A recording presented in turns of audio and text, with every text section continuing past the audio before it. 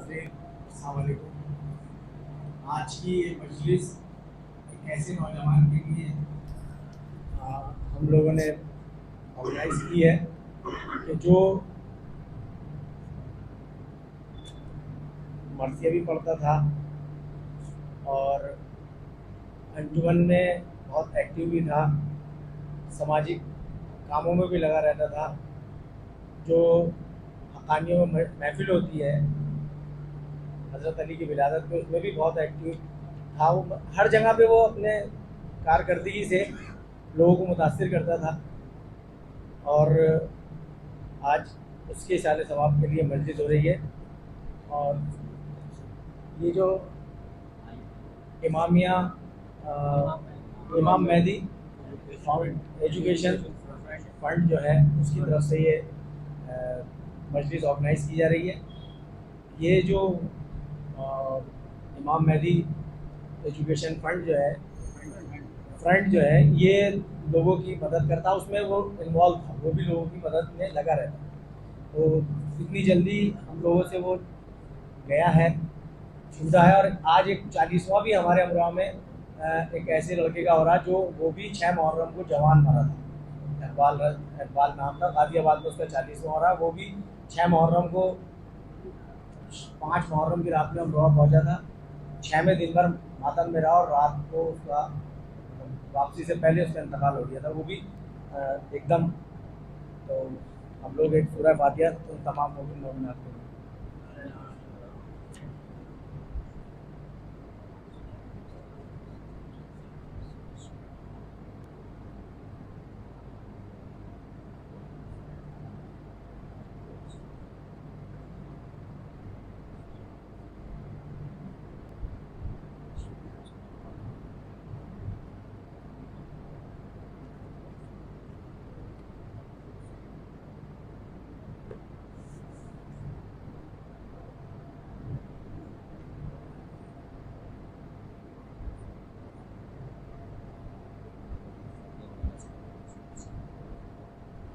फातिहा।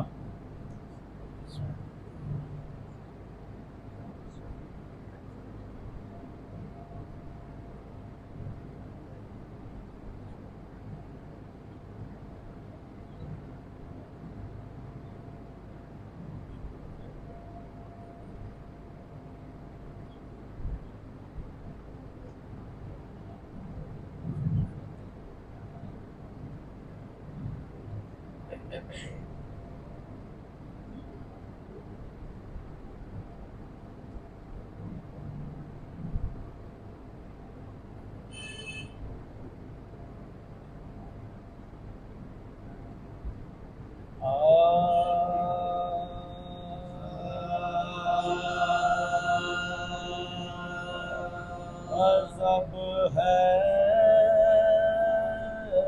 कुर्सियों पर मुजराए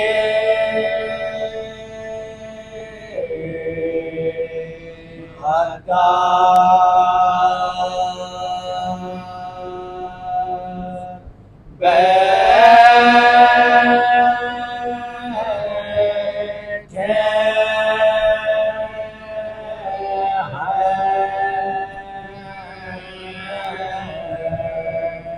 गज़ब है कुर्सियों पर मुजराए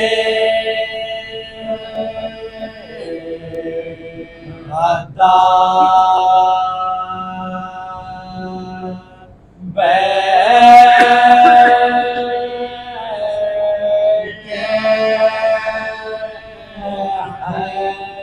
ज़मीं पर तो पहने आबिदे बीमार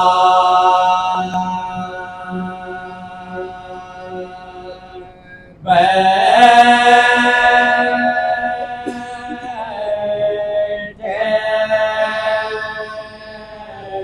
हैं غضب ہے کرسیوں پر مجرائے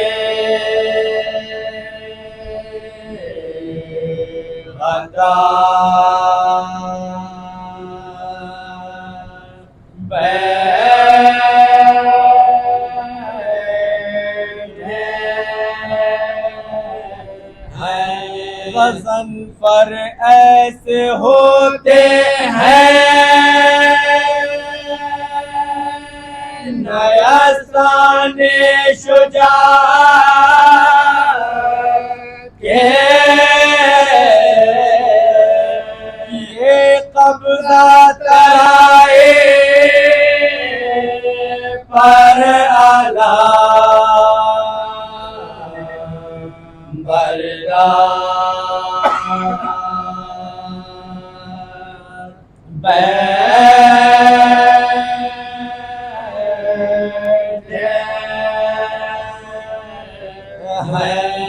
اجازت چاہتے ہیں حضرت عباس مرنے کے جھکائے سر جناب سید ابرار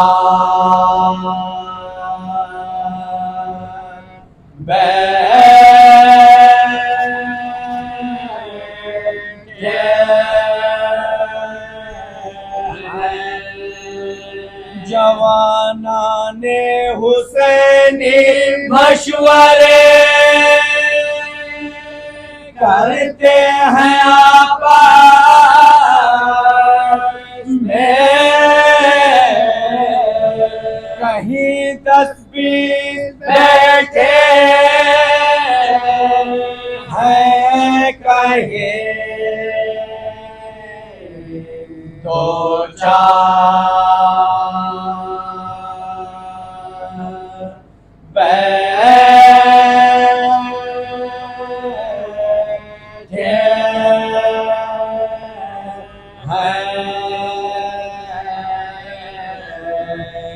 غضب ہے کرسیوں پر مجرائے غدار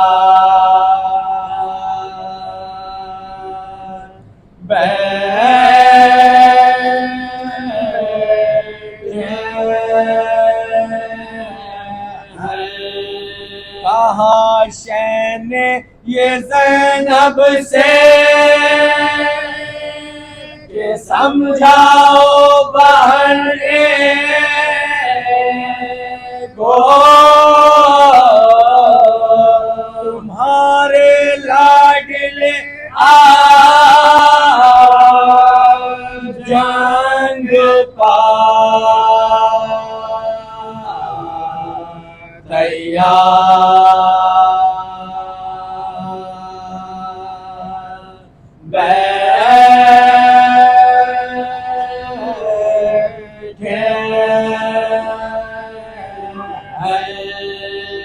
دیا بھائی پسر بخشے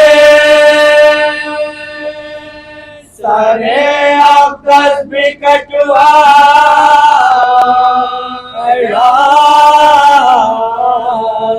لٹائے شاہدی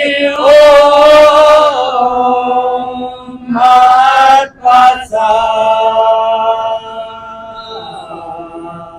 گھر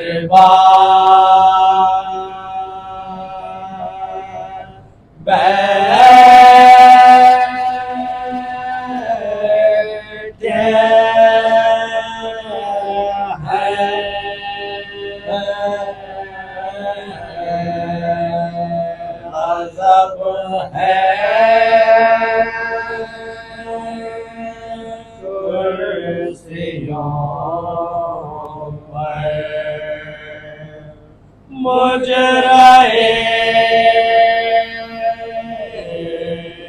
غدا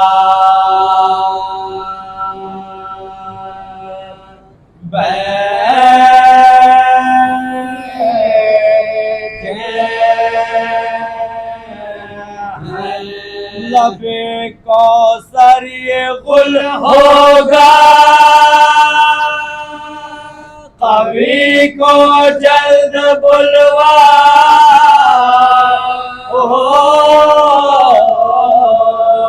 کہ ان کے منتظر سا حیدر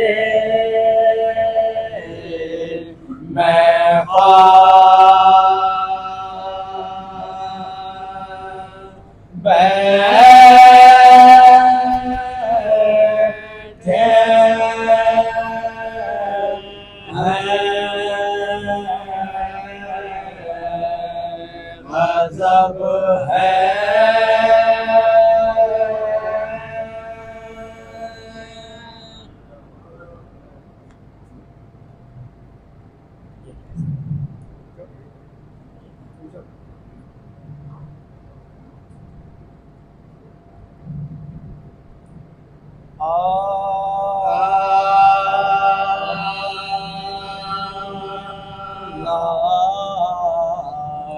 اکبر کے جو مقتل سے اٹھا لائے حسین اللہ اکبر کے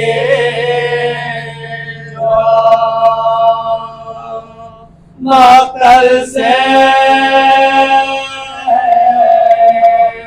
اٹھا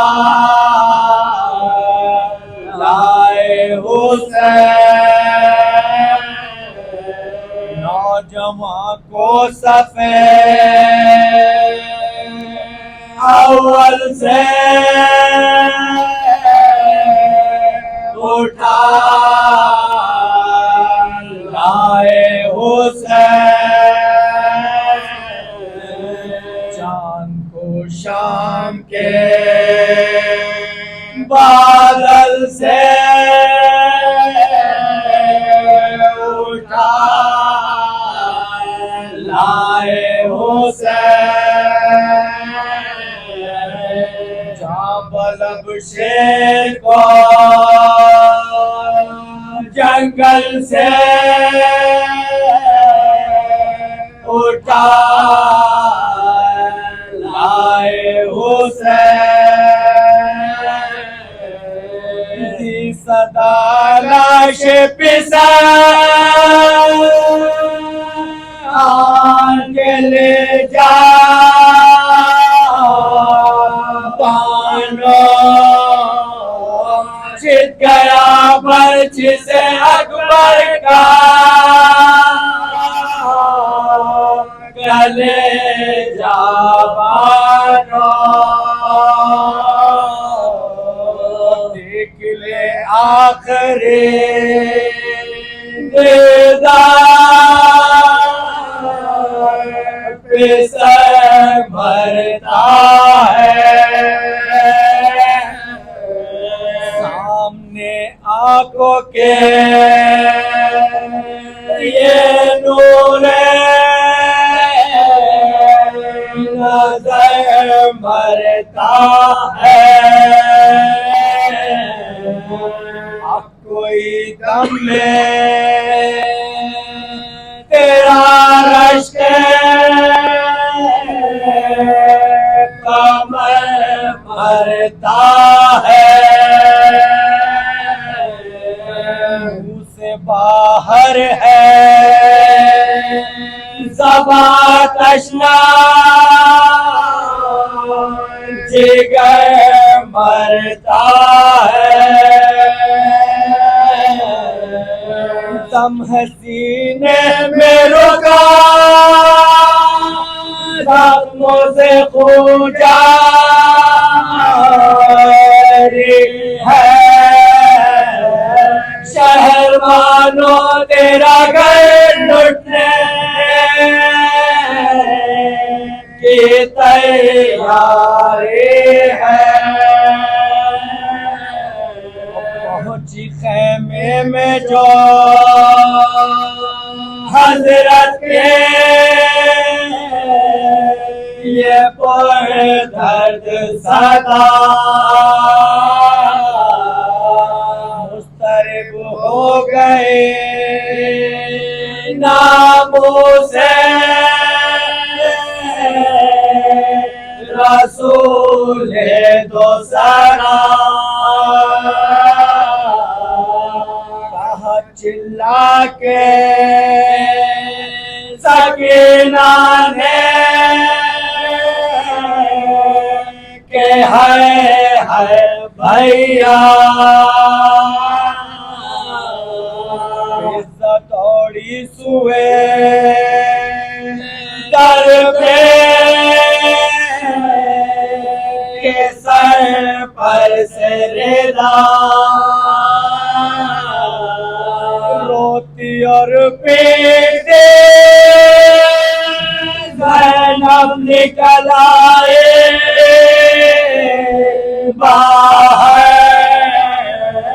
بانو گھبرا کے کھلے سر نکل آئے باہر.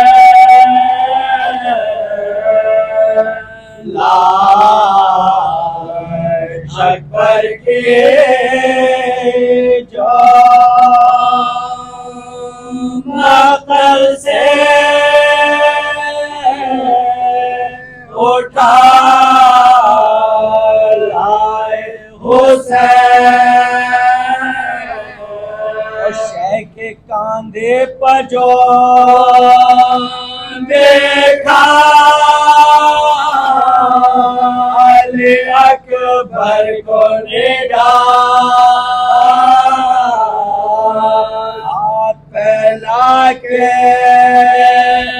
یہ چلائے کہ ہے میرے نام. کیا غضب ہو گیا اے مادے شہن قصہ سایانہ میرے لال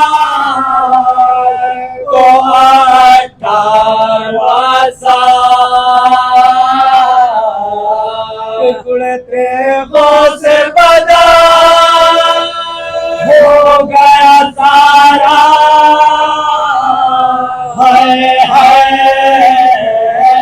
کون تھا جس نے میرے کو مارا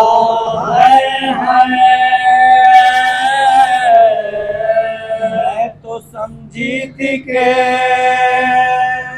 تم خیر سے پھر کر آئے. ساتھ لے کر میرے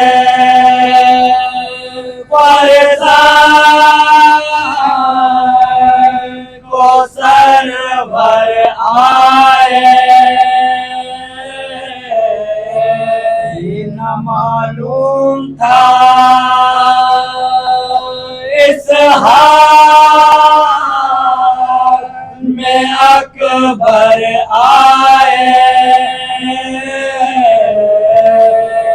میں ڈوبے ہوئے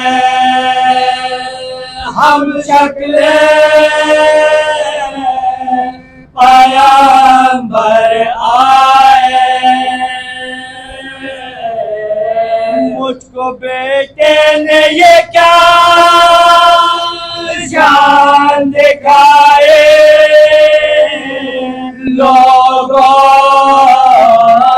لٹ گئی بانو ناشا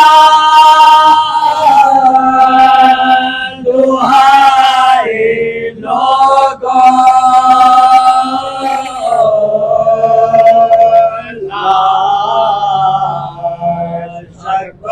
حضرات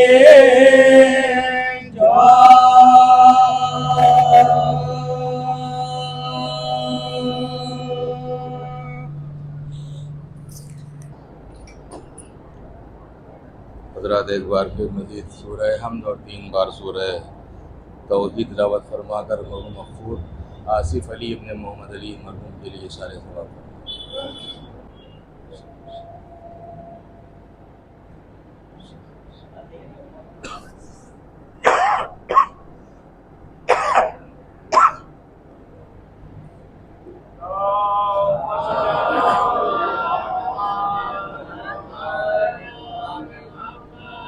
لا حول ولا قوة إلا بالله العلي العظيم أعوذ بالله من الشيطان الرجيم بسم الله الرحمن الرحيم الحمد لله رب العالمين والصلاة والسلام على أشرف الأنبياء والمرسلين النبي الممجد أبي القاسم محمد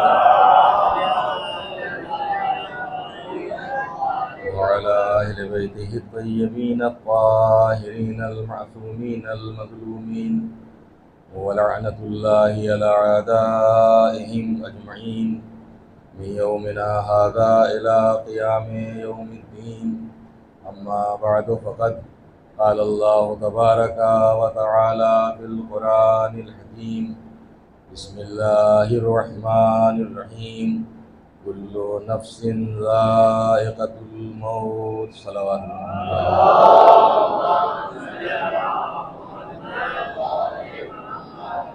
کیونکہ اصالِ ثواب کی غرض سے اس مجلس کا انعقاد کیا گیا ہے، اسی مناسبت سے عیسیٰ کریمہ کی تلاوت کا شرف حاصل کیا ہے۔ انتہائی مشہور و معروف آیت ہے، اس میں ارشاد پروردگار ہو رہا ہے کل نفس ذائقۃ الموت، ہر نفس کو یعنی ہر ایک کو موت کا ذائقہ چکھنا ہے۔ جو بھی اس دنیا میں آیا ہے اسے بہرحال ایک نہ ایک دن موت کی آغوش سے ہمکنار ہونا ہے۔ موت ہر ایک کو آنی ہے، لیکن اللہ نے وہ تو جانتا ہے کہ ہماری موت کا کیا وقت ہے، لیکن ہم نہیں جانتے کہ ہماری موت کا کون سا وقت اللہ نے معین کیا ہے۔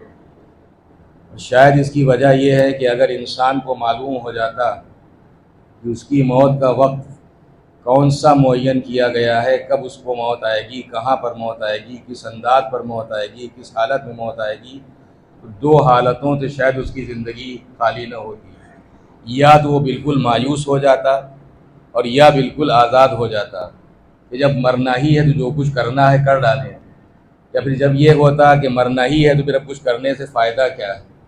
لہذا شاید پروردگار نے انسان کو اس کی موت کا وقت اسی لیے نہیں بتایا کہ مالک نہیں چاہتا ہے کہ اس کا کوئی بندہ مایوسی کی حالت میں زندگی بسر کرے، نہ مطلق آزاد ہو جائے نہ مطلق مایوس ہو جائے، بلکہ امید و بیم کے درمیان اس کی زندگی گزرتی رہے کہ ایک طرف وہ مایوسی کا شکار بھی نہ ہونے پائے اور بالکل آزاد بھی نہ ہونے پائے، اسے اس بات کا خیال رہے کہ ایک دن اس مالک کی بارگاہ میں حاضر ہونا ہے۔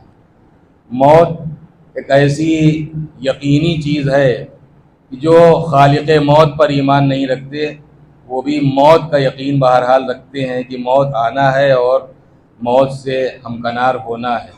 کسی کو موت سے چھٹکارا حاصل ہونے والا نہیں ہے، لیکن موت کے اعتبار سے 2 طرح کے لوگ ہمیں نظر آتے ہیں۔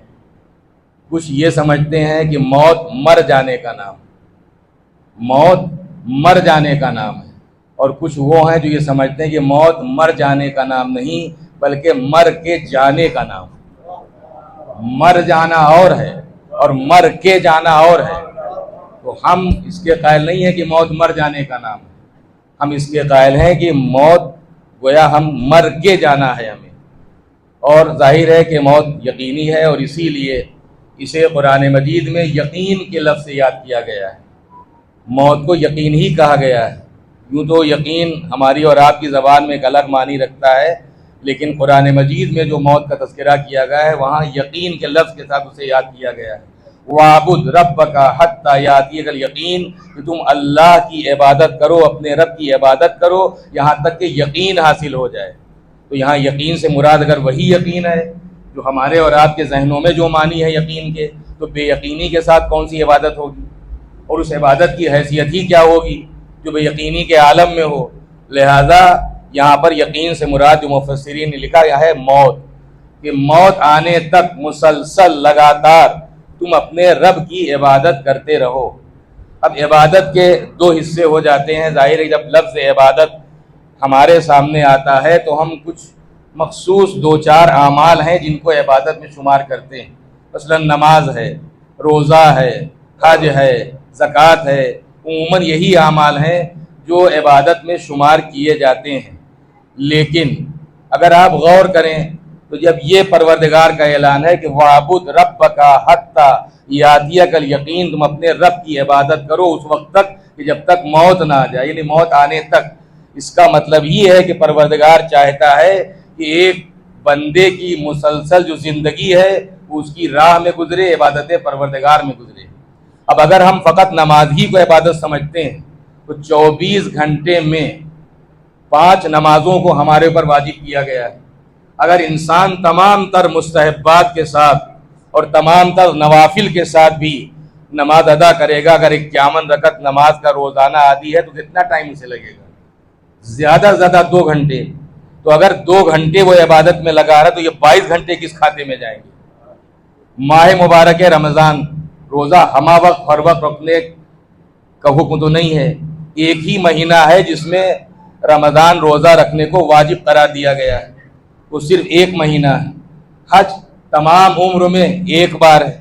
زکوٰۃ جب نصاب کے مطابق غلہ پیدا ہو جائے گا تو زکوٰۃ واجب ہوگی۔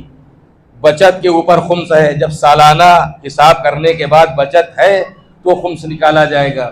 اس کا مطلب کہ ہم جن اعمال کو عبادت سمجھتے ہیں اور یقینی طور پر وہ عبادت ہے، لیکن یہ سب وقتی، تھوڑے وقت کے لیے ہیں، اور پروردگار چاہتا ہے کہ اس کا بندہ مسلسل اس کی عبادت میں لگا رہے۔ اب اگر اس کے ساتھ ساتھ میں نے عرض کیا کہ تمام تر مستحب روزے اور تمام مستحب اعمال بھی اگر جوڑ لیے جائیں تب بھی شاید مقصد حیات پورا نہیں ہو سکتا ہے۔ اس لیے مالک کا منشا تو یہی ہے کہ انسان کا اٹھنا بیٹھنا بھی عبادت ہو جائے، سونا جاگنا بھی عبادت ہو جائے، اس کی پوری زندگی عبادت سے مملو ہو جائے، بھر جائے۔ تو اب یہیں سے ایک پیغام جو اللہ کا ہم جیسوں کی سمجھ میں آتا ہے کہ مالک نے کہیں کوئی بند نہیں باندھا ہے کہ تم یہ ترقی نہ کرو، بلکہ پروردگار یہ چاہتا ہے، اور ظاہر ہے کہ ایک ہے عبادات اور دوسرے ہیں معاملات۔ پڑھے لکھے حضرات ماشاءاللہ موجود ہیں، مجھ سے بہتر جانتے ہیں کہ جتنی قدر و قیمت اسلام میں عبادات کی ہے اس سے کم قدر و قیمت معاملات کی نہیں ہے۔ معاملات کو بھی اتنا ہی درجہ دیا گیا ہے جتنا عبادات کو دیا گیا ہے۔ اور امام جعفر صادق علیہ السلام کا مشہور و معروف قول ہے، آپ برابر سنا بھی کرتے ہیں، کہ امام نے فرمایا کہ اگر کسی شخص کو پہچاننا چاہتے ہو تو عبادات کے ذریعے نہ پہچانو، معاملات کے ذریعے پہچانو۔ اور کوئی بھی انسان اگر پہچان میں آ سکتا ہے تو اس کی عبادتوں کے ذریعے، اس کی دعاؤں کے ذریعے، اس کی مناجاتوں کے ذریعے، اس کی تلاوت قرآن کے ذریعے ہم نہیں سمجھ سکتے جب تک معاملہ نہ پڑ جائے۔ اسی لیے معصوم نے فرمایا کہ اگر پہچاننا چاہتے ہو تو عبادات کے ذریعے نہ پہچانو، معاملات کے ذریعے پہچانو۔ اور جب عبادات اور معاملات، لیکن معاملات بھی اس وقت عبادت بنیں گے جب ہر معاملہ رضا پروردگار کے لیے ہو، اللہ کی رضا کے لیے ہو، اس کی خوشنودی کے لیے ہو، اس کی مرضی کے لیے ہو۔ مثال کے طور پر والدین کا ظاہر احترام سب کرتے ہیں، ہر مذہب میں والدین کا احترام ہے، اسلام نے بھی والدین کے احترام کو پیش نظر رکھا ہے، اور خود پروردگار عالم نے اپنے ذکر کے ساتھ والدین کا ذکر کیا ہے۔ یہی ان کے محترم ہونے کی سب سے بڑی دلیل ہے۔ وَقَضَىٰ رَبُّكَ أَلَّا تَعْبُدُوا إِلَّا إِيَّاهُ، تمہارے رب کا فیصلہ یہ ہے کہ عبادت اس کے علاوہ کسی کی نہ ہو، وَبِالْوَالِدَيْنِ إِحْسَانًا، لیکن اپنے ماں باپ کے ساتھ احسان کرو، اپنے ماں باپ کے ساتھ حسن سلوک کرو، اپنے ماں باپ کے ساتھ اچھا برتاؤ کرو، اچھا برتاؤ کرو۔ لیکن یہ سلوک ظاہر ہے کہ معاملات کے تحت آتا ہے، والدین کی خدمت معاملات کے تحت آتی ہے۔ اب اگر ہم فقط والدین کو خوش کرنے کے لیے خدمت کر رہے ہیں اور رضا پروردگار ہمارے ذہن میں کہیں سے کہیں تک نہیں ہے تو والدین تو خوش ہو جائیں گے، مگر اس خدمت کا صلہ بارگاہ الہی سے ہمیں ملنے والا نہیں ہے، اس لیے کہ اللہ تو اسی عمل کی جزا عطا کرتا ہے جو عمل اس کی رضا کے لیے ہو، اس کی خوشنودی کے لیے ہو۔ لیکن اگر والدین کی خدمت اس کی رضا کے عنوان سے کی جا رہی ہے، اس کی مرضی حاصل کرنے کے لیے کی جا رہی ہے، تو خدمت والدین کی ہوگی، لیکن چونکہ رضا پروردگار کے لیے خدمت ہو رہی ہے لہذا یہی خدمت عبادت اللہ کی ہوگی۔ یوں ہی اپنے بال بچوں کے لیے جائز طریقے پر روزی حاصل کرنا بہت بڑا مرتبہ ہے۔ جائز طریقے پر روزی حاصل کرنے والے کا امام صادق آل محمد امام جعفر صادق علیہ السلام ارشاد گرامی ہے، 5ویں امام کا بھی واقعہ ہے کہ آپ بیمار تھے اور 2 لوگوں کے سہارے اپنے کام پر جا رہے تھے۔ ایک وہ شخص کہ جو فقط سمجھتا ہے کہ شاید مذہب نے معاملات پر کوئی توجہ نہیں دی، حلال طریقے سے روزی کمانے کی کوئی حیثیت اس کے نزدیک نہیں ہے۔ ایک بے معرفت شخص جو دین کی صحیح معرفت نہیں رکھتا، وہ آگے بڑھ کر پوچھتا کہ ارے آپ کو اس حال میں بھی دنیا داری اتنی آپ کے اندر پائی جاتی، اس حال میں بھی آپ جا رہے ہیں، کام کرنے کے لیے جا رہے ہیں، بتائیے اگر آپ کو اس حال میں موت آ گئی تو کیا ہوگا؟ تو آپ نے فرمایا کہ اگر مجھے موت آ گئی اس راہ میں تو مجھے شہادت کا درجہ ملے گا۔ اور اسی لیے امام نے فرمایا دوسرا قول یہ بھی ہے کہ جب کوئی شخص رزق حلال کرنے کے لیے جاتا ہے، حلال روزی حاصل کرنے کے لیے جاتا ہے اور اس محنت اور مشقت کے بعد، محنت اور مشقت کے ساتھ اس کے جسم سے جو پسینہ بہتا ہے، یہ پسینہ شہید راہ خدا کے خون کے برابر ہے، مساوی ہے۔ تو شہید راہ خدا کا خون ایک طرف اور رزق حلال حاصل کرنے والے کی محنت و مشقت سے بہنے والا پسینہ ایک طرف۔ تو انسان جو بھی عمل کرتا ہے، چاہے اپنے اہل و عیال کے لیے عمل کرے، چاہے اپنے والدین کی خدمت کرے، چاہے جس انسان کا حق ادا کر رہا ہے، ظاہر ہے کہ حق انسان کا ادا ہوتا ہے، لیکن چونکہ رضا پروردگار کے لیے ادا ہو رہا ہے لہذا حق انسان کا ہوتا ہے اور عبادت اللہ کی ہوا کرتی ہے۔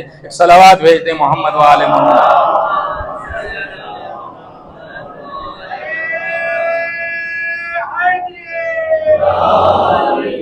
اور عبادت کے عنوان سے آپ یوں بھی جانتے ہیں کہ ہر چیز کا حق اللہ نے ہمارے اوپر رکھا ہے، اور میں نے عرض کیا کہ اگر اس کا حق، ہر مخلوق کا حق اگر خالق کی رضا کے لیے ادا کیا جا رہا ہے تو حق مخلوق کا ادا ہوگا لیکن عبادت خالق کی ہوگی۔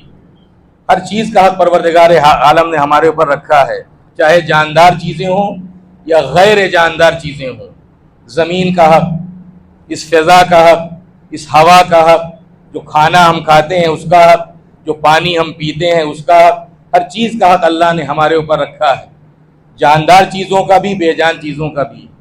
حتیٰ کہ انسان کا حق تو بڑی بات ہے، جانوروں کا حق بھی ہمارے اوپر ہے کہ اگر جانور کا حق پامال کر کے ہم اس کی بارگاہ میں حاضر ہوئے ہیں تو ہماری عبادت اس کی بارگاہ میں قبول نہیں ہے۔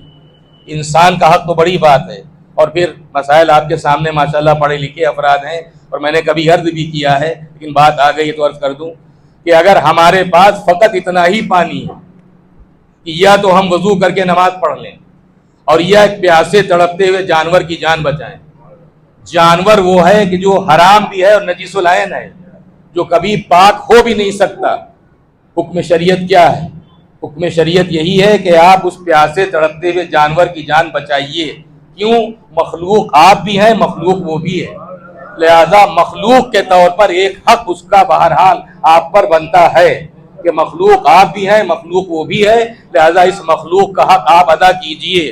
اس پانی کو آپ پلائیے، اس کی جان بچائیے، تو پھر اس کی بارگاہ میں کیسے حاضر ہوں؟ پانی تو ختم ہو گیا، وقت اتنا ہے نہیں کہ پانی کی تلاش میں ہم نکلیں، تو حکم ہے کہ نہیں آپ مٹی پر تیمم کیجئے، اور مالک کی بارگاہ میں حاضر ہو جائیے. اور شاید یہ پیغام پروردگار دے رہا ہے کہ اگر ایک نجیس العین جانور کا حق مار کر تم ہماری بارگاہ میں آئے ہو تو تمہارا یہ دھلا ہوا صاف ستھرا چہرہ دیکھنا ہم پسند نہیں کرتے، لیکن اگر اس جانور کا بھی حق ادا کر کے آئے ہو تو مٹی سے بھرا ہوا گرد و غبار سے اٹا ہوا چہرہ ہم اس لیے پسند کرتے ہیں کہ عبادت تمہاری مرضی کا نام نہیں، ہماری رضا کا نام عبادت ہے. صلوات بھیج دیں محمد و آل محمد.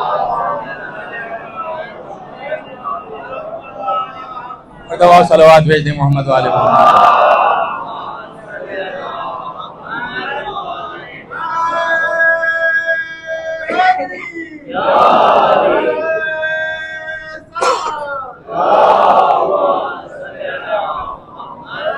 ظاہر ہے کہ جب ایک نجیس العین جانور کا اتنا حق، جو جانور ہمارے کام آتے ہیں، جو حلال گوشت بھی ہیں، پاک بھی ہیں، ان کا حق یقینی طور پر اس سے زیادہ ہوگا. اور جب حیوان کا اتنا حق ہے تو ایک انسان کا حق، ہر انسان کا حق ہمارے اوپر ہے، چاہے وہ ہمارے مذہب کا ہو یا نہ ہو، ہمارے مسلک کا ہو یا نہ ہو، ہمارے فرقے کا ہو یا نہ ہو، ہر انسان کا حق ہمارے اوپر ہے. اگر پڑوس میں آگ لگی ہوئی ہے، اس کا مال جل رہا ہے، اس کی جان کو خطرہ ہے، تو اب یہ نہیں دیکھا جائے گا کہ یہ کس فرقے کا ہے، کس مذہب کا ہے، ہمارے مذہب کا ہے کہ نہیں، ہمارے فرقے کا ہے کہ نہیں، بلکہ مجھے دوسرے فرقوں میں کیا ہے مجھے نہیں معلوم، لیکن فقہ جعفری میں یہ مسئلہ موجود ہے. آپ علماء سے دریافت کر سکتے ہیں کہ آپ اگر نماز بھی پڑھ رہے ہیں تو آپ کو اس منزل پر نماز توڑنا ہے، اس کا مال اور اس کی جان بچانا ہے. کیوں؟ انسان آپ بھی ہیں، انسان وہ بھی ہے. لہذا ہر انسان کا ایک انسان کے اوپر ایک حق ہے. نہیں دیکھا جائے گا مذہب کیا ہے، مسلک کیا ہے، فرقہ کیا ہے. اور جب ایک انسان کا اتنا حق ہے تو اس سے زیادہ بڑھ کر ایک مرد مسلمان کا حق ہو جائے گا، اس لیے کہ اس کا حق دوہرا ہو گیا ہے. بحیثیت انسان ایک حق اور بحیثیت مسلمان دوسرا حق. لہذا اگر کسی مسلمان کا جنازہ بے گور و کفن پڑا ہوا ہے، دفن کرنے والا کوئی نہیں ہے، تو ہماری ذمہ داری ہے، ہم یہ نہیں دیکھیں گے کہ ہمارے فرقے کا ہے کہ نہیں، ہمارے مسلک کا ہے کہ نہیں، ہمارے مذہب کا ہے کہ نہیں. اگر مسلمان ہے تو ایز اے مسلم یہ ہماری ذمہ داری بنتی ہے کہ ہماری موجودگی میں اس کی لاش بے گور و کفن نہ رہ جائے، اس کی تدفین کا انتظام کرنا ہماری ذمہ داری ہے. اور جب ایک مرد مسلمان کا اتنا حق ہو جاتا ہے تو جو صاحب ایمان ہے اس کا حق اس سے بھی بڑھ کر ہو جائے گا. اور جب صاحب ایمان کا اتنا حق ہے تو جو کل ایمان ہے اس کا حق کتنا ہوگا. اور اگر یہ کہا جائے تو شاید مبالغہ نہ ہوگا کہ اگر ایک حیوان کا حق مار کے عبادت قبول نہیں ہوتی تو کل ایمان کا حق مار کے عبادت کیسے قبول ہو سکتی ہے. صلوات بھیج دیں محمد و آل محمد. مرتبہ صلوات بھیج دیں محمد.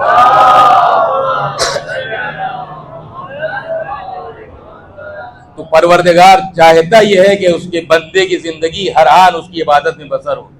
تو میں عرض کر رہا تھا کہ اگر واجبات اور تمام تر مستحبات کو شامل بھی کر لیا جائے تب بھی پوری زندگی عبادت میں بسر ہوتی ہوئی نظر نہیں آتی.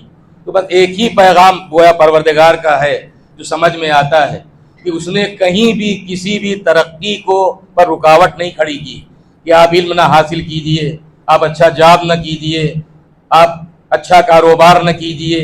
ظاہر ہے کہ مذہب اسلام کسی قلاش اور کسی فقیر سماج کی بنیاد رکھنے نہیں آیا تھا. اگر فقیری ہی اسے منظور ہوتی تو قرآن مجید میں جہاں جہاں اقیم الصلاۃ ہے وہیں آتوا الزکوٰۃ بھی ہے. جتنی مرتبہ صلاۃ کا حکم ہے اتنی مرتبہ زکوٰۃ کا حکم ہے. جس انداز پر صلاۃ کا ذکر ہے اسی انداز پر زکوٰۃ کا ذکر ہے. اس کا مطلب یہ کہ مذہب چاہتا ہے ایک ایسا باشعور معاشرہ عالم وجود میں آئے کہ جس کے ہر شخص پر جس طرح نماز واجب ہے اسی طرح زکوٰۃ واجب. ایک ایسا سماج عالم وجود میں آ جائے، یعنی لوگ اتنے مطمئن ہوں، اتنے خوشحال ہوں. تو کسی قلاش اور کسی فقیر سماج کی بنیاد رکھنے کے لیے نہیں آیا تھا. اسی لیے نہ اس نے اچھا کھانے کو منع کیا ہے، نہ اچھا پہننے کو منع کیا ہے، نہ اچھے مکان میں رہنے کو منع کیا ہے. حسب حیثیت انسان اچھا کھا بھی سکتا ہے، حسب حیثیت انسان اچھا پہن بھی سکتا ہے، حسب حیثیت انسان اچھے مکان میں رہ بھی سکتا ہے. لیکن ہاں اتنا ضرور خیال رہے کہ زندگی کھانے کے لیے نہیں ہے، کھانا زندگی کے لیے ہے.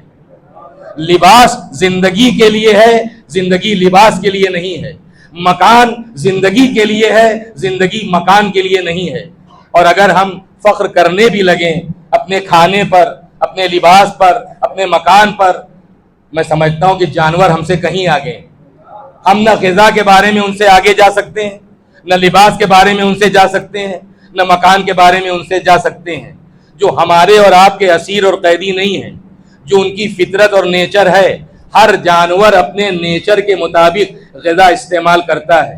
اور یہ جو اللہ نے کہا ہے اور ان لوگوں کی تعریف کی ہے کہ وہ اٹھتے بیٹھتے، کروٹ لیتے، اس کائنات کی خلقت پر غور کیا کرتے ہیں، سوچتے رہتے ہیں، اور اس کے بعد کہہ اٹھتے ہیں کہ ربنا ما خلقت ھذا باطلا، پروردگار تو نے کچھ بھی باطل نہیں پیدا کیا ہے، تو نے سب حق کے ساتھ پیدا کیا ہے، تو نے سب حقیقت کے ساتھ پیدا کیا ہے، تو نے سب کچھ سچائی کے ساتھ پیدا کیا ہے۔ اگر آپ غور کریں تو ہر جگہ آپ کو ایک میسج ملے گا۔ یہ جانور بھی ہمیں بہت سا میسج دیتے ہیں، بہت سارے پیغامات دیتے ہیں۔ آپ غور کریں کہ کوئی بھی جانور ہو، وہ اپنی فطرت کے مطابق ہی غذا استعمال کرتا ہے، جو اس کی فطرت، اس کا نیچر ہے۔ یعنی وہ بھوکا مر جائے گا لیکن نہ خلاف فطرت کھا سکتا ہے، نہ خلاف فطرت پی سکتا ہے۔ یہ انسانی سماج کو، ان جانوروں کے لیے پیغام دیا گیا، یہ تو جانور ہیں، فطرت میں جو غذا ہے وہی کھائے گا، وہ بھوکا مر جائے گا، نہ خلاف فطرت کھا سکتا ہے، نہ خلاف فطرت پی سکتا ہے۔ تم کیسے انسان ہو، کیسے اشرف ہو، کبھی خلاف فطرت کھا بھی لیتے ہو، خلاف فطرت پی بھی لیتے ہو۔ تو تم سے بات، اور شاید یہی وجہ ہے کہ جو قرآن مجید میں پروردگار عالم نے نہ جانے کتنے انسان ہیں جن کے لیے فرمایا کہ اولئک کالانعام، یہ سب چوپائے ہیں، یہ سب جانور ہیں، بل ہم اضل، جانور تو پھر اچھے ہیں۔ یہ جانوروں سے بھی گئے گزرے لوگ ہیں، یہ وہی لوگ ہیں جو خلاف فطرت کھانے والے، یعنی جانوروں سے بدتر۔ کہ جانور بھی کم سے کم اپنی فطرت کا خیال رکھتا ہے، اپنی فطرت کو محفوظ رکھتا ہے، جو فطرت میں ہے وہی کھائے گا، جو فطرت میں ہے وہی پیے گا۔ میں نے عرض کیا کہ کھانے کے اعتبار سے ہم جانوروں سے آگے نہیں جا سکتے، ہر جانور اپنی فطرت کے مطابق ہی غذا استعمال کرتا ہے۔ رہ گئی لباس کی بات، تو لباس میں ہم کیا اس کا مقابلہ کر پائیں گے؟ ہم تو جانوروں کا اتارن پہن کے فخر کرنے لگتے ہیں۔ اگر ہم وولن پہنے ہوئے ہیں، اونی لباس پہنے ہوئے ہیں اور ہم فخر کر رہے ہیں تو وہ بھیڑ ہم سے زیادہ قابل فخر ہے۔ تو یہ کہہ سکتی تم کیا فخر کرتے ہو، ہمارا اتارن پہن کے جب تم قابل فخر ہو سکتے ہو تو ہم تو تم سے زیادہ قابل فخر ہیں کہ ہم نے تم کو قابل فخر بنایا ہے۔ اگر پیور سلک اور ریشم کا لباس پہن کے کوئی فخر کر رہا ہے تو وہ چھوٹا سا ریشم کا کیڑا وہ زیادہ قابل فخر ہے کہ ہمارا لعاب دہن جب تمہیں قابل فخر بنا سکتا ہے تو ہم تو تم سے زیادہ قابل فخر ہیں۔ صلوات بھیج دیں محمد والے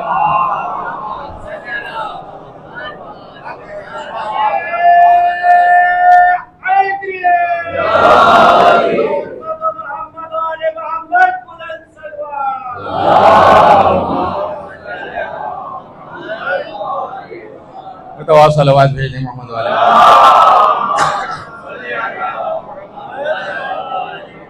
تو نہ ہم کہیں کھانوں میں جانوروں سے آگے ہو سکتے ہیں اور نہ لباس کے معاملے میں۔ اللہ نے فطرت نے جو لباس پہنا دیا ہے، اور کیسے کیسے قیمتی لباس، کیسے کیسے خوشنما لباس، کیسے کیسے خوبصورت لباس، ہر جانور لباس کے ساتھ ہے بہترین کہ آپ دیکھتے تو دیکھتے رہ جائیے، ایسے خوشنما جانور، ایسے خوشنما پرندے۔ تو ظاہری لباس جو اللہ نے انہیں عطا کیا فطری طور پر، اس فطری لباس کا ہم لاکھ قیمتی لباس پہن لیں لیکن اس لباس کا کوئی جواب نہیں ہے، اس لباس کا ہم کوئی مقابلہ نہیں کر سکتے۔ تو جانوروں سے بھی ہم لباس کے معاملے میں آگے نہیں جا سکتے۔ رہ گئی مکان کی بات، تو مکان میں بھی ہم نہیں جا سکتے۔ ایک چھوٹا سا پرندہ ہے، اب ہمارے یہاں اس کو بیا کہا جاتا ہے، جو وہ اکثر ببول کے درختوں پر اس کے آشیانے ہوتے ہیں، لیکن کیا حکمت ہے، ذرا آپ اس کے آشیانے کو دیکھیے، کس قدر خوبصورتی کے ساتھ، کس قدر یعنی کہنا چاہیے کہ اس میں ہر طرح کی ایک آرٹ کے ساتھ، ایک فن کے ساتھ ہے۔ اور جتنے بھی آشیانے بنانے والے جانور ہیں سب کے آشیانوں کو دیکھیے، ہر جانور اپنی فطرت کے مطابق اپنا آشیانہ تیار کر لیتا ہے، اپنے رہنے کی جگہ تیار کر لیتا ہے۔ ہم ظاہر ہے کہ ہم بھی گھر بناتے ہیں، لیکن آپ کتنے ہی جتن کر کے کوئی گھر بنائیں، آج تک ایسا نہیں ہوا ہے کہ انسان اپنے بنائے ہوئے مکان کو ہمیشہ سے اس پر کوئی کمنٹ خود نہ کرے، کوئی اس میں نقص نظر نہ آئے، کوئی کمی نظر نہ آئے. حالانکہ کتنے جتن ہوتے ہیں بنانے میں، یہ انجینئر، وہ اوورسیئر، یہ آرکیٹیکٹ، ان سے رائے، ان سے مشورہ، مکان تیار ہو گیا، کچھ دن تک تو ٹھیک ٹھاک لگتا ہے، اس کے بعد معلوم کہ یہاں درار آئی جا رہی ہے، یہاں پر کریک ہوا جا رہا ہے، یہاں پر پلاسٹر جڑا جا رہا ہے.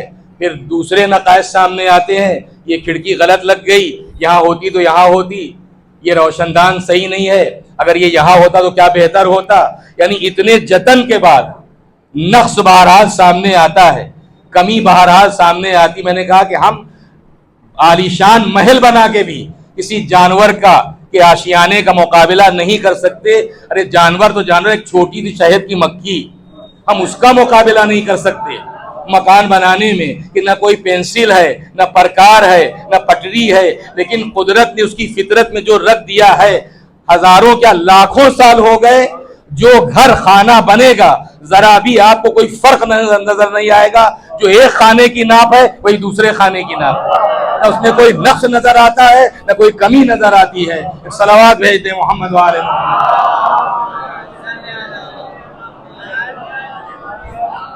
جانوروں کے معاملے میں ہم ظاہر ہے کہ نہ مکان کے بارے میں ان سے آگے جا سکتے ہیں، نہ غذا کے بارے میں ان سے آگے جا سکتے ہیں، اور نہ لباس کے بارے میں ان سے جا سکتے ہیں. لیکن میں نے عرض کیا کہ مذہب نے کوئی روک نہیں لگائی. فطرت کے مطابق اور اپنی حیثیت کے مطابق ہر انسان بہتر کھاتا ہے، بہتر پہنتا ہے، بہتر طریقے پر رہتا ہے. تو یہ اللہ کو ناگوار نہیں ہوتا، بلکہ مالک راضی ہوتا ہے. اس لیے کہ معصومین کے ارشادات میں آپ کو یہ مل جائے گا کہ جب اللہ کسی بندے کو نعمت دیتا ہے تو اظہار نعمت بھی چاہتا ہے کہ بندے کو جو نعمت ملی ہے وہ نعمت، اس نعمت کا اظہار ہونا چاہیے. اگر حیثیت ہے تو اچھے مکان میں رہنا اللہ کو ناپسند نہیں ہے، اگر حیثیت ہے تو اچھا لباس پہننا اللہ کو ناگوار نہیں ہے، اگر حیثیت ہے تو اچھا کھانا اللہ کو خراب نہیں لگتا. بلکہ ہاں ایک بات یہ ہے کہ اچھا کھائے، اچھا پہنے، اچھے طریقے پر رہے، مگر گھمنڈ نہ کرے، کسی کو ذلیل نہ سمجھے. اگر کسی کے جھوپڑی ہے تو جھوپڑی والے کو بھی غریب نہ سمجھے کہ ہمارا تو محل ہے، ہمارا تو کاٹیج ہے، ہمارا تو اتنا شاندار بنگلہ ہے. لہذا اگر انسان گھمنڈ کرتا ہے تو پھر ظاہر ہے کہ نہ یہ لباس اور نہ یہ غذا اور نہ یہ مکان پھر کوئی حیثیت نہیں رکھتا. لہذا ان تمام چیزوں پر کوئی بند نہیں باندھا ہے. اور میں عرض کرنا چاہتا ہوں کہ پروردگار نے واقعاً ترقی کی جتنی راہیں ہیں، ہاں جو جائز طریقے ہیں، ان سب راہوں کو کھول دیا ہے. کچھ ہی ناجائز ہیں، انگلیوں پر شمار کر لیجئے کہ جتنے حرام ہیں، ورنہ عام طور پر تمام راہیں کھلی ہوئی ہیں ترقی کی. آپ کسی بھی راہ کو اپنا سکتے ہیں، لیکن بس معبود کا، اس معبود حقیقی کا پیغام ایک ہی ہے کہ تم کہیں بھی رہو، کتنی ہی ترقی کر جاؤ، بس اس کا خیال رہے کہ تمہاری زندگی گندگی میں بسر نہ ہو بلکہ بندگی میں بسر ہو. بس یہی اس کا پیغام ہے کہ تمہاری زندگی بندگی میں بسر ہونا چاہیے، تمہاری زندگی گندگی میں بسر نہیں ہونا چاہیے. یہ پروردگار عالم نے جو انسان کی خلقت جس اعتبار سے رکھی ہے، کیونکہ یہ اصال ثواب کی مجلس ہے، لہذا موت کا تذکرہ بھی ضروری ہو جاتا ہے اس قسم کی مجلسوں میں کہ پروردگار نے ہماری موت کا وقت معین کر دیا ہے، لیکن ہمیں نہیں معلوم کہ ہماری موت کس وقت آئے گی، کہاں آئے گی، کن حالات کے تحت آئے گی، کس سرزمین پر آئے گی. لیکن موت سے پہلے جو زندگی کے معاملات ہیں اس میں عبادات اور معاملات دونوں پر توجہ دلائی گئی ہے. عبادات بھی اپنی جگہ اہم ہے اور معاملات بھی اپنی جگہ اہم ہے. جن مرحوم کے صفات ابھی آپ نے بیان کی، اللہ ان کو غریق رحمت کرے اور ان کی ان خدماتوں کو اپنی بارگاہ میں شرف قبول عطا فرمائے. یقیناً سماج کی خدمت، مخلوق کی خدمت بہت بڑا درجہ رکھتی ہے، اس میں کوئی شک نہیں ہے. چاہے وہ ماں باپ کی خدمت ہو، چاہے بھائی بہنوں کے حقوق کی ادائیگی ہو. میں نے عرض کیا کہ ہر انسان کا ایک حق ہے، اور پھر اگر اللہ نے توفیق دی ہے اور انسان ایسے کاموں میں لگا رہتا ہے تو یہ زندگی بہت بابرکت ہے. ایسے لوگوں کی یہ زندگی برکت والی ہوتی ہے، اس لیے کہ اپنے لیے جینا اور ہوتا ہے اور اپنے جیسے انسانوں کے لیے جینا اور ہوتا ہے. ہمارے جیسے تو فقط اپنے لیے جیتے ہیں، تو اپنے لیے اگر جیے تو کیا جیے؟ بات تو تب ہے کہ جب انسان دوسروں کے لیے جیے. اور زمانہ خالی نہیں ہوتا ہے، ہر زمانے میں پروردگار ایسے افراد کے ذریعے حجت تمام کرتا رہتا ہے. تو کوئی بہانہ چلنے والا نہیں ہے کہ ہم کہاں سے ٹائم نکالتے, ہم کیسے خدمت کرتے. یہ وہ افراد ہیں, میں ان کی ذات سے واقف نہیں ہوں, لیکن ابھی جو آپ نے بیان کیا کہ ایسے یہی وہ افراد ہیں جو دوسروں کے لیے مشعل راہ بن جاتے ہیں, کہ ان کی سیرت, ان کا کردار دوسروں کے لیے مشعل راہ ہو جاتا ہے کہ اگر وہ وقت نکال سکتے ہیں تو خدمت خلق کے لیے ہم وقت کیوں نہیں نکال سکتے. مصروفیت کا زمانہ تو ہے, لیکن واقعاً, اور آپ یاد رکھیں کہ جب انسان رضا پروردگار کے لیے کام کرتا ہے تو پھر برکت بھی وہی پروردگار عطا کرتا ہے.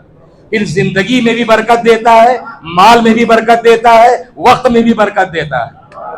وہ اگر برکت اٹھا لے تو پھر نہ وقت میں برکت رہ جاتی ہے, نہ مال میں برکت رہ جاتی ہے, نہ زندگی میں برکت رہ جاتی ہے. اور اگر وہ برکت عطا فرما دے تو پھر مال میں بھی برکت ہے, دولت میں بھی برکت ہے, وقت میں بھی برکت ہے.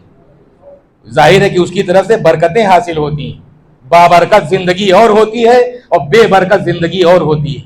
یہ مخلوق خدا کی خدمت کرنے والے حقیقت میں چاہے کم عمری میں اس دنیا سے رخصت ہو جائیں, لیکن اس کا مطلب کہ جتنے دن رہے ہیں ان کی زندگی برکتوں سے بھری ہوئی رہی. اس لیے کہ انہوں نے اپنے لیے زندگی نہیں گزاری ہے, ان کا مقصد حیات دوسروں کی خدمت کرنا ہے. اور پھر ظاہر میں نے عرض کیا کہ جب پروردگار عالم نے زندگی کا مقصد ہی اپنی عبادت کو قرار دیا, وما خلقت الجن والانس الا لیعبدون, میں نے جنوں اور انسانوں کو عبادت کے لیے پیدا کیا ہے. تو عبادت کے دو مرحلے ہیں, معاملات اور عبادات. وہ عبادات بھی کرتے ہیں اور جس طرح عبادات کرتے ہیں اسی طرح معاملات کو بھی انجام دیتے ہیں. ایک صلوات بھیجیں محمد وآل محمد.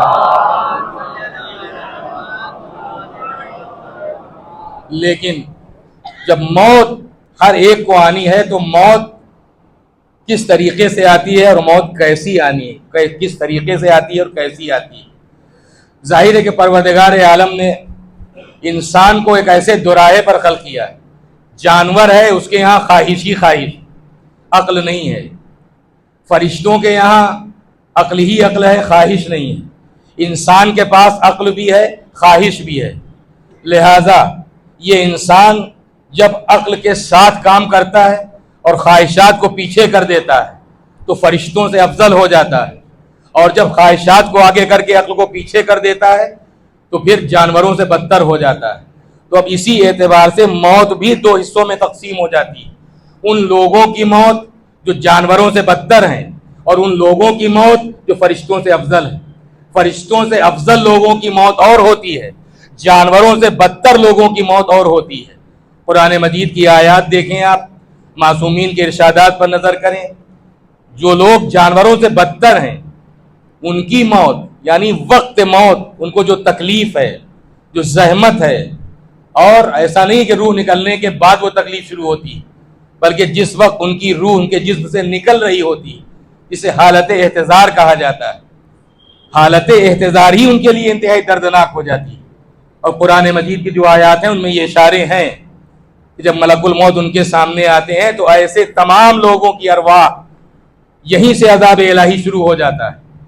جو قرآن مجید کی آیت اگر ان پر آپ نظر کریں تو دو ہیں کہ ان کے چہروں پر بھی مارا جاتا ہے اس وقت جب ان کی روح نکل رہی ہوتی ہے, اور ان کی پشت پر بھی, یعنی عذاب الہی اسی وقت سے شروع ہو جاتا ہے. اور یہ بھی حارث حمدانی سے امیر المومنین علی بن ابی طالب علیہ السلام نے ارشاد فرمایا کہ اے حارث حمدانی, چاہے کوئی کافر مرے یا مومن یا منافق, میں اس کے سرانے موجود ہوتا ہوں. یہ حارث حمدانی سے معتبر ترین روایات میں ہمارے یہاں روایت ہے, اور ہمارے ہاں جو روایات ہیں اس میں پیغمبر اکرم اور امیر المومنین کے آنے کا ذکر ہے حالت احتضار میں. بعض روایات میں پنجتن کے آنے کا تذکرہ ہے, بعض روایات میں تمام معصومین کے آنے کا تذکرہ ہے بعض روایات میں, لیکن پیغمبر اکرم اور امیر المومنین کے آنے کو مشترک روایات, یعنی ان دو شخصیتوں کی آمد تو بہرحال ہوتی ہی ہے. یہ الگ بات ہے کہ کافر, مشرک, منافق کے سامنے غضب الہی کا مظہر ہے, اور جب کسی مومن کے سامنے آتے ہیں رحمت الہی کا مظہر ہوتے ہیں, اس لیے کہ مومن ہے. اور اسی لیے مومن کی روح کیسے نکلتی ہے اس کے لیے اگر آپ بحر الانوار دیکھیں علامہ مجلسی علیہ رحمہ کی, تو بہت تفصیل کے ساتھ انہوں نے اس پورے گویا منظر کو پیش کیا ہے کہ کیسے مومن کی روح نکلتی ہے، کہ جس وقت حالت احتضار ہوتا ہے. اور اس حالت کو حالت احتضار کیوں کہتے ہیں؟ جب مومن کی روح اس کے جسم سے جدا ہو رہی ہے، الگ ہو رہی ہے، گویا اس کی موت کا وقت قریب آ چکا ہے، تو حالت احتضار اس کو کیوں کہا جاتا ہے؟ یہ احتضار ہے حاضر سے، یعنی دنیا کی زندگی میں جو کچھ اپنی آنکھوں سے دیکھ رہا تھا اور جو نہیں دیکھ پا رہا تھا، اب وہ پردے سب ہٹ جاتے ہیں. جو لوگ سامنے موجود ہیں وہ تو اسی کو دیکھ رہے ہیں، لیکن وہ دیکھ رہا ہے. حالت احتضار اسی لیے اس کو کہا گیا ہے کہ پردے ہٹ جاتے ہیں. اب وہ ان معنوی چیزوں کو بھی دیکھتا ہے، جب تک زندہ رہتا ہے مادی چیزوں کو دیکھتا رہتا ہے، لیکن جب وقت احتضار ہوتا ہے تو پردے اس کی آنکھوں کے سامنے سے ہٹتے ہیں. چاہے مومن ہو، چاہے مشرک ہو، چاہے منافق ہو، چاہے بے دین ہو، ایک مومن کے سامنے سے بھی پردے ہٹ جاتے ہیں اور وہ دیکھتا ہے. ملک الموت اس کے سامنے حاضر ہو جاتے ہیں اور ملک الموت کو دیکھ کر یہ سہم جاتا ہے، ڈر جاتا ہے، خوف زدہ ہو جاتا ہے. اور یہ بھی آپ یاد رکھیں کہ صادق آل محمد امام جعفر صادق علیہ السلام نے ارشاد فرمایا کہ فرشتے ہمارے اور ہمارے شیعوں کے خدام ہیں. فرشتے ہمارے اور ہمارے شیعوں کے، ہمارے چاہنے والوں کے خدام ہیں، خدمت گزار ہیں. تو اب اگر یہ مومن ہے، شرط مومن ہونے کی ہے کہ اگر یہ جانے والا مومن ہے تو پہلی بار ملک الموت کو دیکھ رہا ہے، پہلی بار دنیا چھوڑ رہا ہے، اعزاء اقربا چھوٹ رہے ہیں، اولاد چھوٹ رہی ہے، مال چھوٹ رہا ہے، دوست و احباب چھوٹ رہے ہیں، تو پریشان ہوتا ہے. لیکن ملک الموت چونکہ مومن ہے، شرط ہونا ہے مومن ہونا، عمل کے اعتبار سے بھی، کردار کے اعتبار سے بھی، عقیدے کے لحاظ سے بھی، ہر اعتبار سے اگر مومن ہے اور یہ گھبراتا ہے تو چونکہ یہ فرشتوں سے افضل ہے جانے والا، اس لیے وہ ملک الموت اسے تسلی دیتے ہیں کہ گھبراؤ نہیں. کیوں گھبرا رہے ہو؟ تو یہ جواب دیتا ہے کہ ابھی تو ہماری آرزویں نہیں پوری ہوئیں، ابھی تو ہماری تمنائیں نہیں پوری ہوئیں. لہذا جب یہ جواب دیتا ہے کہ ابھی تو ہماری آرزویں نہیں پوری ہوئیں، ہماری ابھی تمنائیں نہیں پوری ہوئیں، تو کہتے ہیں کہ اگر 1 درہم کے بدلے تمہیں 10 لاکھ درہم ملنے والے ہوں تو بتاؤ کسے قبول کرو گے؟ جواب دیتے ہیں کہ نہیں، ظاہر ہے کہ 1 درہم کے بدلے اگر 10 لاکھ مل رہے ہیں تو 10 لاکھ قبول کریں گے. جب یہ کہہ دیتا ہے کہ ہمیں 10 لاکھ ہم قبول کر لیں گے تو پھر وہ کہتے ہیں کہ ذرا آسمان کی طرف نظریں اٹھاؤ. اب جب یہ مومن نظریں اٹھاتا ہے تو روایت کی لفظیں ہیں کہ پردے ہٹتے ہیں اور یہ جنت میں اپنا مقام دیکھتا ہے، جنت میں اپنی جگہ باقاعدہ یہیں سے دیکھتا ہے. وہ قصر دیکھتا ہے، وہ محل دیکھتا ہے، وہ ساری چیزیں دیکھتا ہے، وہ رحمتیں دیکھتا ہے، وہ برکتیں دیکھتا ہے. اور یہی نہیں بلکہ اس کے وہ آبا و اجداد جن کو کبھی اس نے دیکھا بھی نہیں ہے اپنی زندگی میں، اگر وہ مومن تھے تو وہ مومن وہاں موجود ہوتے ہیں، یہ ان کو بھی دیکھتا ہے. ملک الموت کہتے ہیں گھبراؤ نہیں، دیکھو یہ تمہارے وہی آبا و اجداد ہیں، یہ فلاں ہیں، یہ حتیٰ کہ جو بعد میں آنے والے ہیں نسلوں میں، اگر وہ مومن ہوں گے تو وہ بھی دیکھے جاتے ہیں. اور جب یہ سب منظر دیکھتا ہے تو یہ بے چین ہوتا ہے، اور جب بے چین ہو جاتا ہے کہتا ہے کہ مجھے جلدی لے چلو، میں دنیا میں رہنا نہیں چاہتا، مجھے جلدی لے چلو یہاں سے، اس لیے کہ مجھے اپنے آبا و اجداد سے، مجھے بزرگوں سے ملنا ہے. مگر شرط وہی ہے کہ اگر وہ مومن رہے ہوں اور ہم بھی مومن ہیں تب یہ سب ہوگا. اور اگر کہیں سے خدا نخواستہ ایمان نہیں ہے تو پھر کچھ حاصل ہونے والا نہیں ہے. ساری شرط ایمان کی ہے، مومن ہونے کی ہے. اور جب یہ کہتا ہے کہ جلدی کرو ہمیں لے چلو تو ملک الموت کہتے ہیں اب کاہے کی جلدی ہے، ذرا ایک مرتبہ پھر تو نظریں اٹھا کر دیکھو. اب جو یہ دیکھتا ہے کچھ نورانی شکلیں دیکھتا ہے. جب نورانی شکلوں کو دیکھتا ہے تو پہچان تو پاتا نہیں. اس نے کبھی پیغمبر کو نہیں دیکھا، کبھی مولا علی کو نہیں دیکھا، کبھی امام حسن کو نہیں دیکھا، کبھی امام حسین کو نہیں دیکھا. تو ملک الموت تعارف کراتے ہیں، ارے نہیں پہچانا، یہی تو تمہارے سید و سردار ہیں، یہی تو تمہارے مولا رکھا. دیکھو یہ پیغمبر اکرم ہے، یہ امیر المومنین ہے، یہ امام حسن ہے. اور یہ مومن ان پاکیزہ ترین چہروں کو دیکھنے میں اتنا مہو ہو جاتا ہے کہ ادھر یہ دیکھتا رہتا ہے اور روح جسم سے اس طرح نکل جاتی ہے جیسے پھول سے خوشبو نکل جاتی ہے. صلوات بھیج دیں محمد والے محمد. یہ جو بعض مومنین کے لیے روایات میں آیا کہ بعض مومنین کی روحیں اس طرح نکل جاتی ہیں جیسے پھول سے خوشبو، یہ پھول سے خوشبو یہی ہے. اذیت تو ہوتی ہے مگر احساس اذیت نہیں ہوتا. احساس اذیت قرآن مجید آپ حضرات پڑھتے رہتے ہیں, وہاں مثال موجود ہے. جناب یوسف کے سامنے سے جب وہ گزاری گئی ہیں عورتیں اور ان کے ہاتھ میں چاقو اور نیمو دیا گیا تو کیا ہوا؟ وہ اس قدر مہو ہو گئی حضرت یوسف کو دیکھنے میں کہ ان کی بجائے اس کے اپنی انگلیاں کاٹ لی. تو کیا تکلیف نہیں ہوئی؟ نہیں, تکلیف تو ہے مگر احساس تکلیف نہیں ہے. کیوں؟ ایک جاذب نظر چہرہ سامنے ہے. تو جب یوسف کا یہ عالم ہے تو جو فخر یوسف ہو اس کا کیا عالم ہوگا؟ لہذا پیغمبر کو دیکھنے میں, امیر المومنین کو دیکھنے میں, امام حسن کو دیکھنے میں, امام حسین کو دیکھنے میں یہ مہو ہو جاتا ہے اور روح نکل جاتی ہے. لیکن اسی کے ساتھ ساتھ ظاہر ہے جب اس قسم کی روایات سامنے آتی ہیں تو ذہن میں ایک سوال پیدا ہوتا ہے کہ مولا جب آپ ہر مومن کے سامنے آتے ہیں, ہر مومن کے پاس آتے ہیں, حالت احتضار میں آتے ہیں, تو مولا کربلا میں آپ کس کس کے پاس نہ آئے ہوں گے؟ کیا جب آپ کا 18 سال کا کڑیل جوان پوتا سینے پر برچھی کھا کے زمین پر گرا, کیا مولا اس وقت آپ اپنے پوتے کے سرانے نہ آئے ہوں گے؟ جس وقت آپ کا فرزند شانے کٹا کے فرات کے کنارے شہید ہوا ہے, کیا حالت احتضار میں مولا آپ اس کے سامنے نہ آئے ہوں گے؟ کون سا حسین کا صحابی ہے جس نے آپ کی زیارت نہ کی ہو؟ کون سا حسین کا جانثار ایسا ہے جس نے آپ کی زیارت نہ کی ہو؟ جب ہر ایک کے سامنے آتے مولا, لیکن کسی کے سامنے آئے. ظاہر ہے کہ آپ نے کربلا میں جو اپنے فرزندوں کی حالت دیکھی ہے, جو آپ نے کربلا کے شہداء کی حالت دیکھی ہے, یہ حالت تو آپ نے کسی مومن کی نہ دیکھی ہوگی. اس وقت آپ کا عالم کیا ہوا ہوگا؟ آپ کی روح کس قدر بے قرار ہوئی ہوگی, پیغمبر اکرم کی روح کس قدر بے قرار ہوئی ہوگی. اور یہ کوئی مبالغہ آرائی نہیں ہے, یقینی بات ہے. ظاہر ہے کہ دل کو دل سے راہ ہوتی ہے. اگر یہ روایت نہ بھی ہو تو یہ کہنا غلط نہ ہوگا کہ کربلا کی سرزمین پر تمام انبیاء, تمام مرسلین اور خود پیغمبر اکرم اور امیر المومنین اور وہ دکھیاری ماں جس نے چکیاں پیس کر حسین کو پالا تھا, یہ سب ارواح مقدسہ موجود ہوں گی, یقینی طور موجود ہوں گی. لیکن عزیزو, دنیا سے جب بھی کوئی رخصت ہوتا ہے, چاہے جمع سال رخصت ہو جائے, چاہے ضعیف رخصت ہو جائے, لیکن کسی کا جنازہ بے گور و کفن نہیں رہتا. جنازے کو غسل بھی دیا جاتا ہے, کفن بھی پہنایا جاتا ہے, احترام سے جنازہ اٹھتا بھی ہے. جس کے جتنے چاہنے والے ہوں اسی اعتبار سے دھوم سے اس کا جنازہ اٹھتا ہے, اسی اعتبار سے اس کا جنازہ اٹھتا ہے. لیکن ہائے فرزند زہرا کی مظلومی, فرزند زہرا کی بے کسی, کہ قتل ہونے کے بعد بھی 3 دن تک کم سے کم جنازہ بے گور و کفن سرزمین کربلا پر پڑا رہا. ایسا نہیں کہ دفن کرنے والا موجود نہیں تھا, نہیں بیٹا موجود تھا, مگر ہاتھوں میں ہتھکڑیاں, پیروں میں بیڑیاں, گلے میں توق خاردار, اور ادھر ہی سے گزارا گیا جدھر شہداء کے لاشیں ارض کربلا پر بے گور و کفن پڑے تھے, بے گور و کفن پڑے تھے. یہ ثانیہ زہرا کا کمال.